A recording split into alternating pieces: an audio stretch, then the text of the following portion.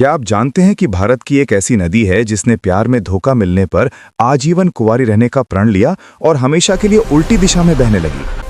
हम बात कर रहे हैं मां नर्मदा की, जिन्हें भारत की सबसे पवित्र नदियों में गिना जाता है। मान्यता है कि जो पुण्य गंगा में स्नान करने से मिलता है वो नर्मदा के दर्शन मात्र से ही मिल जाता है। पुराणों के अनुसार नर्मदा का जन्म भगवान शिव के पसीने से एक 12 वर्ष की कन्या के रूप में हुआ था, इसीलिए इन्हें शिवजी की पुत्री कहा जाता है। वे राजा मैखल की पुत्री मानी जाती है। जब नर्मदा विवाह योग्य हुई तो पिता ने घोषणा की कि जो भी व्यक्ति गुलबकावली का फूल लेकर आएगा, राजकुमारी का विवाह उसी से होगा। कई राजकुमार आए पर नाकाम रहे, लेकिन राजकुमार सोनभद्र ने यह शर्त पूरी कर दी और दोनों का विवाह तय हो गया। विवाह से पहले नर्मदा की इच्छा हुई कि वो एक बार सोनभद्र को देख लें। उन्होंने अपनी सहेली जुहिला को संदेश देकर भेजा, लेकिन जुहिला की सुंदरता देखकर सोनाभद्र ने उसे ही नर्मदा समझ लिया और विवाह का प्रस्ताव रख दिया।